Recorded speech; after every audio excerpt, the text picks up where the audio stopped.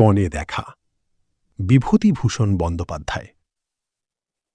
সকালবেলা বৈঠকখানার গাছপালার হাটে ঘুরছিলাম। গত মাসে হাটে কতগুলি গোলাপের কলম কিনেছিলাম, তার মধ্যে বেশিরভাগ পোকা লেগে নষ্ট হয়ে গেছে। নার্সারির লোক আমার জানাশোনা, তাদের বললাম, কী রকম কলম দিয়েছিলে হে? সে যে টবে বসাতে দেরি সইল না। তাছাড়া আব্দুল কাদের বলে বিক্রি করলে, এখন সবাই বলছে আব্দুল কাদের নয়ও, অত্যন্ত মামুলি জাতের টি রোজ। ব্যাপার কি তোমাদের? নার্সারির পুরনো লোকটাই আজ আছে, সেদিনে ছিল না, তাই ঠকেছিলাম। এই লোকটা খুব অপ্রতিভ হল। বললে, বাবু, এই হয়েছে কি জানেন, বাগানের মালিকেরা আজকাল আছেন কলকাতায়। আমি একা সব দিক দেখতে পারি নে। ঠিকে উড়ে মালি নিয়ে হয়েছে কাজ। তাদের বিশ্বাস করলে চলে না, আবার না করলেও চলে না। আমি তো সব দিন হাট সামলাতে পারি নে বাবু, ওদেরই ধরে পাঠাতে হয়। আমি বুনেছিলাম টি রোজ 3 ডজন, আমি তো তার কাছ থেকে টি রোজেরই দাম নেব। এখানে এসে যদি আব্দুল কাদের বলে বিক্রি করে তো তারই লাভ, বাড়তি পয়সা আমার নয়, তার। বুঝলেন না বাবু? বাজার খুব জেঁকেছে। বর্ষার নোয়ালির মুখ, নানা ধরনের গাছের আমদানি হয়েছে। বড় বড় বিলিতি দোপাটি, মতিয়া, বিল, অতুষীলতা, রাস্তার ধারের সারিতে নানা ধরনের পাম, ছোট ছোট পাম থেকে ফ্যান পাম ও বড় টবে ভালো ইরিকা পামও আছে। সূর্যমুখীর যদিও এই সময় নয়, কিন্তু সূর্যমুখী এসেছে অনেক। তাছাড়া কলকাতার রাস্তায় অনভিজ্ঞ লোকেদের কাছে অর্কিড বলে যা বিক্রি হয়, সেই নারকেলের ছোবড়া ও তার বাঁধা ফার্ন ও রঙিন আগাছা যথেষ্ট বিক্রি হচ্ছে। লোকের ভিড়ও বেশ। হঠাৎ দেখি আমার অনেক দিন আগেকার পুরনো রুমমেট হিমাংশু 7/3 নং কানাই সরকারের লেনে মেশে তার সঙ্গে অনেক দিন এক ঘরে কাটিয়েছি। সে আজ 7-8 বছর আগেকার কথা। তারপর সে কলকাতা ছেড়ে চলে যায়, আর তার কোনো খবর রাখিনি আজকাল। এই যে হিমাংশু, চিনতে পারো? হিমাংশু চমকে পেছন ফিরে চাইলে এবং কয়েক সেকেন্ড সবিস্ময়ে আমার দিকে চেয়ে থাকবার পরে সে আমার চিনলে। হাত বাড়িয়ে এগিয়ে এলো হাসি মুখে। আরে জগদীশবাবু যে, তারপর? আপনার সঙ্গে 1 যুগ পরে। তারপর আছেন কেমন বলুন? আমি বললাম, তোমার গাছপালার শখ দেখছি আছে হিমাংশু। সেই মনে আছে দুজনে কতদিন এখানে হাটে আসতাম? হিমাংশু হেসে বললে, তার মনে নেই?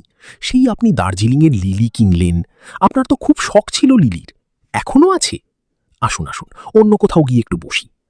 মেষটার কোনো খবর আর রাখেন নাকি? আচ্ছা, সেই অনাদিবাবু কোথায় গেল, খোঁজ রাখেন? আর সেই যে মেয়েটি স্টোভ জ্বালাতে গিয়ে গা হাত পুড়িয়ে ফেললি, মনে আছে? তার বিয়ে হয়েছে? দুজনে গিয়ে একটা চায়ের দোকানে বসলাম। এ গল্প ও গল্প, নানা পুরনো দিনের কথা। তার কথাবার্তার ভাবে বুঝলাম সে কলকাতায় এসেছে অনেক দিন পরে। জিজ্ঞেস করলাম, আজকাল কোথায় থাকো হিমাংশু? সে বললে, বিএনআরের একটি স্টেশনে বুকিং ক্লার্ক ছিলাম। টাটানগরের ওদিকে কিছুদিন থাকবার পর দেখলাম জায়গাটার মাটিতে ভারী চমৎকার ফুল জন্মায়, জমিও সস্তা। সেইখানেই এখন আছি, ফুলের বাগান করেছি। তুমি তো জানো বাগানের শখ আমার চিরকাল। কিছু চাষবাসের জমি নিয়েছি, তাতেই চলে যায়। কিন্তু সেসব কথা থাক, আজ এখন একটা গল্প করি, শোনো। গল্পের মতো শোনাবে, কিন্তু আসলে সত্যি ঘটনা। আর আশ্চর্য এই, 10 বছর আগে যখন তোমাদের মেসে থাকতাম তখন এই গল্পের শুরু, এবং এর সমাপ্তি ঘটেছে গতকাল। আমি বললাম, ব্যাপার কি? তোমার কথা শুনে মনে হচ্ছে নিশ্চয়ই প্রেমের কাহিনী জড়ানো আছে এর সঙ্গে। বলো বলো। সে বললে, না, সেসব নয়, অন্য এক ব্যাপার। কিন্তু আমার পক্ষে কোনো প্রণয় কাহিনীর চেয়ে তা কম মধুর নয়। শোনো বলি। আচ্ছা, তোমার মনে আছে মেসে থাকতে আমি একটা এরিকা পাম কিনেছিলাম? আমাদের ঘরের সামনে টবে বসানো ছিল, মনে আছে? আচ্ছা, তাহলে শোনো। তারপর আধ ঘন্টা বসেই হিমাংশু তার গল্পটা বলে গেল। আমরা আরও 2বার চা খেলাম, 1 বাক্স সিগারেট পোড়ালাম। বউবাজারের মোড়ে গির্জার ঘড়িটায় 9:30 যখন বাজল, তখন হিমাংশু গল্প শেষ করে বিদায় নিয়ে চলে গেল। তার গল্পটা আমি আমার নিজের কথাই বলবো, কেননা হিমাংশু সম্বন্ধে কিছু জানা থাকা দরকার গল্পটা ঠিক বুঝতে হলে। সেটা আমাকে গোড়াতেই বলে দিতে হবে। হিমাংশু যখন আমার সঙ্গে থাকত তখন তার চালচলন দেখলে মনে হবার কথা যে সে বেশ অবস্থাপন্ন ঘরের ছেলে। সে যে আহার বিহারে বা বেশভূষায় খুব বেশি শৌখিন ছিল তা নয়, তার শখ ছিল নানা ধরনের, এবং এই শখের পেছনে সে পয়সা ব্যয় করত নিতান্ত বেআন্দাজি। তার প্রধান শখ ছিল গাছপালা ও ফুলের।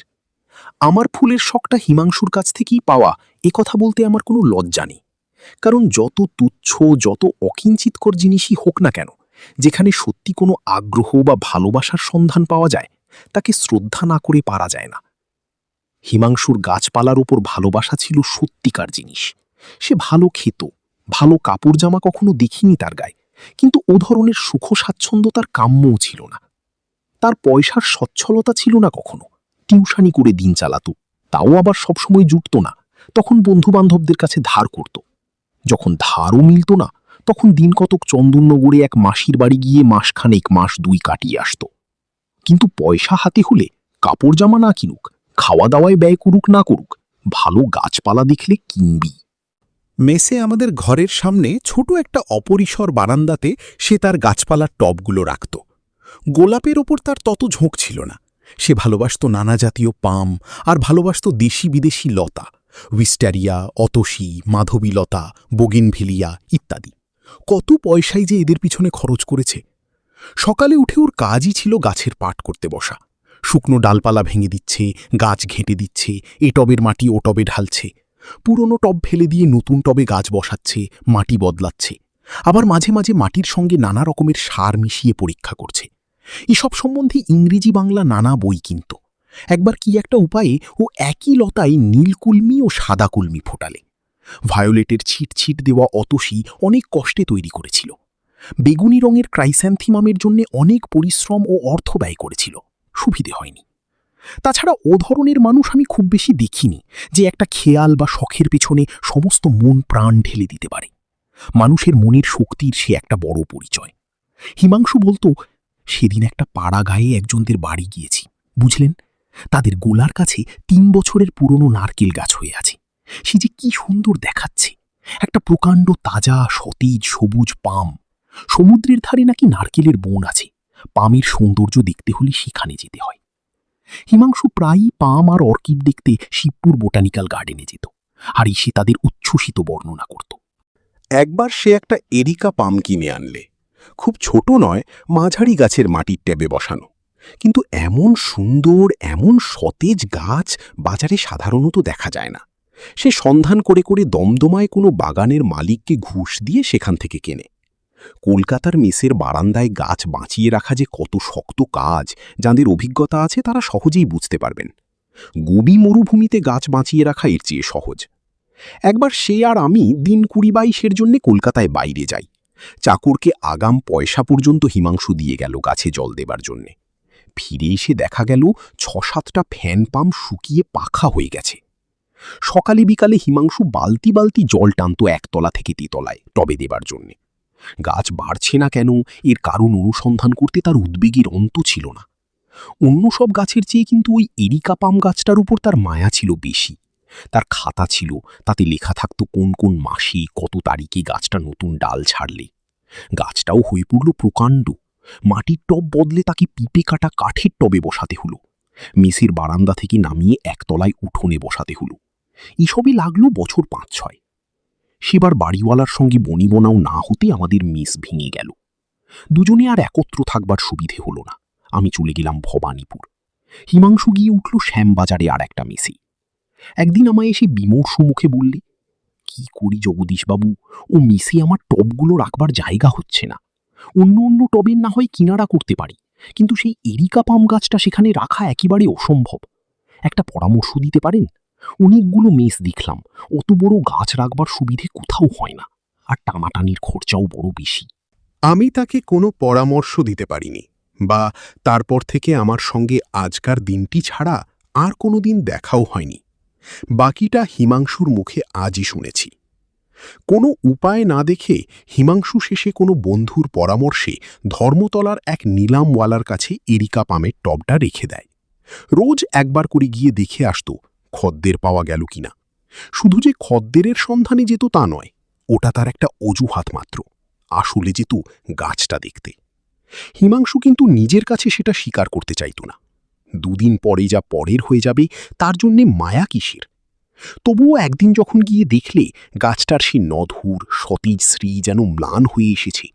নিলামওয়ালারা গাছে জল দেয়নি, তেমন যত্ন করেনি। সে লজ্জিতমুখী দোকানের মালিক একজন ফিরিঙ্গি ছোকরাকে বললে, গাছটার তেমন তেজ নেই, এই গরমে জল না পেলে, দেখতে ভালো না দেখালে বিক্রি হবে কেন? জল কোথায় আছি আমি নিজে না হয়, কারণ 2 পয়সা আসি আমারই তো আসবেই। তারপর থেকে যেন পয়সার জন্যই করছি, এই অছিলায় রোজ বিকেলে নিলামওয়ালার দোকানে গিয়ে গাছে জল দিত। একদিন দেখত দোকানের চাকুরেরা আগে থেকেই জল দিয়েছে। রোজ নিলামের ডাকের সময় সে সেখানে উপস্থিত থাকত। তার গাছটার দিকে কেউ চেয়েও দেখে না। লোকে চেয়ার, টেবিল, সোফা, আলমারি কিনছে, ভাঙা পুরনো ক্লক ঘড়ি পর্যন্ত বিক্রি হয়ে গেল। কিন্তু গাছের শখ খুব বেশি লোকের নেই। গাছটা আর বিক্রি হয় না। একদিন নিলামওয়ালা বললে, বাবু, গাছটার তো সুবিধে হচ্ছে না, তুমি নিয়ে যাবে ফেরত? কিন্তু ফেরত নিয়ে গিয়ে তার রাখবার জায়গা নেই। থাকলে এখানে সে বিক্রির জন্য দিয়েই বা যাবে কেন? সে সময় তার অত্যন্ত খারাপ যাচ্ছে। চাকুরির চেষ্টায় আকাশ পাতাল হাতড়ে কোথাও কিছু মিলছে না। নিজের থাকবার জায়গা নেই তো পিপে কাটা কাঠের টবে বসানো অত বড় গাছ রাখে কোথায়? মাসখানেক পরেই হিমাংশুর অবস্থা এমন হলো যে আর কলকাতায় থাকাই চলে। কলকাতার বাইরে যাবার আগেই গাছটার একটা কিনারা হয়ে গেলেও মনে শান্তি পেত। কিন্তু আজও যা কালও তাই। নিলামওয়ালাকে কমিশনের রিট আরও বাড়িয়ে দিতে হয়েছে গাছটা রাখবার জন্যে, নইলে সে দোকানে রাখতে চায় না। কিন্তু হিমাংশুর দুর্ভাবনা এই যে ও কলকাতা ছেড়ে চলে গেলে গাছটার আর যত্ন হবে না। নিলামওয়ালার দায় পড়েছে, কোথাকার একটা এরিকা পাম গাছ বাঁচল কি মলো, অত তদারক করবার তার গরজ নেই। কিন্তু শেষে বাধ্য হয়ে কলকাতা ছাড়তে হলো হিমাংশুকে। অনেক দিন পরেই সে আবার এলো কলকাতায়। নিলামওয়ালার দোকানেই বিকেলে গেল গাছ দেখতে। গাছটা নেই, বিক্রি হয়ে গিয়েছে 7.5 টাকায়। কমিশন বাদ দিয়ে হিমাংশুর বিশেষ কিছু রইল না। কিন্তু টাকার জন্যে ওর তত দুঃখ নেই। এতদিন পরে সত্যি সত্যি গাছটা পরের হয়ে গেল। তার প্রবল আগ্রহ হল গাছটা সে দেখে আসে। নিলামওয়ালা সাহেব প্রথমে ঠিকানা দিতে রাজি নয়, নানা আপত্তি তুললে। বহু কষ্টে তাকে বুঝিয়ে ঠিকানা জোগাড় করলে। সার্কুলার রোডের এক সাহেবের বাড়িতে গাছটা বিক্রি হয়েছে। হিমাংশু পরদিন সকালে সেখানে গেল। সার্কুলার রোডের ধারেই বাড়ি, ছোট গেটওয়ালা কম্পাউন্ড, উঠোনের একধারে একটা বাতাবি লেবু গাছ, গেটের কাছে একটা চারা পাকুড় গাছ। সাহেবের গাছপালার শখ আছে, পাম অনেক রকম রেখেছে, তার মধ্যে ওর পামটাই সকলের বড়। হিমাংশু বলেই সে 1000টা পামের মধ্যে নিজেরটা চিনে নিতে পারে। কম্পাউন্ডে ঢুকবার দরকার হলো না, রাস্তার ফুটপাত থেকেই বেশ দেখা যায়। বারান্দার উঠবার পৈঠার ধারেই তার পিপে কাটা টব শুদ্ধ পাম গাছটা বসানো রয়েছে। গাছের চেহারা ভালো, তবে তার কাছে থাকবার সময় আরও বেশি সতেজ সবুজ ছিল। হিমাংশুর মনে পড়ল এই গাছটার কবে কোন ডাল গজালো তার খাতায় নোট করা থাকত। ও বলতে পারে প্রত্যেকটি ডালের জন্ম কাহিনী। একদিন তাই ওর মনে ভারী কষ্ট হলো। সেদিন দেখলে সাহেবের মালি নিচের দিকে ডালগুলো সব কেটে দিয়েছে। মালিকে ডাকিয়ে বললে, ডালগুলো ওরকম কেটেছ কেন? মালিটা ভালো মানুষ, বললে, আমি কাটিনি বাবু। সাহেব বলে দিল নিচের ডাল না কাটলে ওপরের কুচি ডাল জোর পাবে না। বললে, টবের গাছ না হলে ও ডালগুলো আপনা থেকেই ঝরে পড়ে যেত। হিমাংশু বললে, তোমার সাহেব কিছু জানে না, যা ঝরে যাবার তা তো গিয়েছে, অত বড় গড়িটা বার হয়েছে তবে কি করে, আর ভেঙো না। বছর 3-4 কেটে গেল। হিমাংশু গাছের কথা ভুলেছে। সে গালুডি না ঘাটশিলার ওদিকে কোথাও জমি নিয়ে বসবাস করে ফেলেছে ইতিমধ্যে। গাছপালার মধ্যে দিয়েই ভগবান তার উপজীবিকার উপায় করে দিলেন। এখানে হিমাংশু ফুলের চাষ আরম্ভ করে দিলে সুবর্ণরেখার তীরে। মাটির দেয়াল তুলে খড়ের বাংলো বাঁধলে। একদিকে দূরে অনুচ্চ পাহাড়, নিকটে দূরে শালবন, ফুলের চাষে সে উন্নতি করে ফেললে খুব শিগগির। ফুলের চেয়েও বেশি উন্নতি করেছে চীনা ঘাস ও ল্যাভেন্ডার ঘাসের চাষে। এই জীবনই তার চিরদিনের কাম্য ছিল। ও জায়গা ছেড়ে শহরে আসতে ইচ্ছেও হতো না। বছর 2 কাটল আরও। ইতিমধ্যেই সে বিবাহ করেছে, সস্ত্রীক ওখানেই থাকে। আজ 3 দিন হলো সে কলকাতায় এসেছে, প্রায় 5-6 বছর পরে। কাজকর্ম সেরে কেমন একটা ইচ্ছে হলো। ভাবলে, দেখি তো সেই সাহেবের বাড়িতে আমার সেই গাছটা আছে কিনা। বাড়িটা চিনে নিতে কষ্ট হলো না, কিন্তু অবাক হয়ে গেল, বাড়ির সে স্ত্রী আর নেই। বাড়িটাতে বোধহয় মানুষ বাস করেনি বছর 2 কি তার বেশি। উঠোনে বন হয়ে গিয়েছে, পৈঠাগুলো ভাঙা, বাতাবি লেবু গাছে মাকড়সার জাল, বারান্দার রেলিংগুলো খসে পড়েছে। তার সেই এরিকা পামটা আছে, কিন্তু কি চেহারাই হয়েছে। আরও বড় হয়েছে বটে, কিন্তু সে তেজ নেই, শ্রী নেই। নিচের ডালগুলো শুকিয়ে পাখা হয়ে আছে, ধুলো আর মাকড়সার জালে ভর্তি। যায় যায় অবস্থা, টবও বদলানো হয়নি আর। হিমাংশু বললে, ভাই সত্যি সত্যি তোমায় বলছি, গাছটা যেন আমায় চিনতে পারলে। আমার মনে হলো ও যেন বলছে, আমায় এখান থেকে নিয়ে যাও, আমি তোমার কাছে গেলে হয়তো এখনো বাঁচব। ছিঁড়ে যেও না এবার, আমায় বাঁচাও। রাত্রে হিমাংশুর ভালো ঘুম হলো না। আবার সার্কুলার রুডে গেল। সন্ধান নিয়ে জানলে সাহিব মারা গিয়েছে। বুড়ি মেম আছে ইলিয়ট রোডে, পয়সার অভাবে বাড়ি সারাতে পারে না, তাই ভাড়াও হচ্ছে না। এই বাজারে ভাঙা বাড়ি কেনার খদ্দেরও নেই। মেমকে টাকা দিয়ে গাছটাও কিনে নিলে। এখনও সার্কুলার রোডের বাড়িটাতেই আছে। কালও গালুড়িতে ফিরে যাবে, গাছটাকে নিয়ে যাচ্ছে সঙ্গে করে। বিদায় নেবার সময় হিমাংশু বললে, বৈঠকখানা বাজারে এসেছিলাম কেন জানো? আমার স্বাদ হয়েছে ওর বিয়ে দেব, তাই একটা ছোটখাটো অল্প বয়সের দেখতে ভালো পাম খুঁজছিলাম। পাগল নয় হে, পাগল নয়, ভালোবাসার জিনিস হতো তো বুঝতে।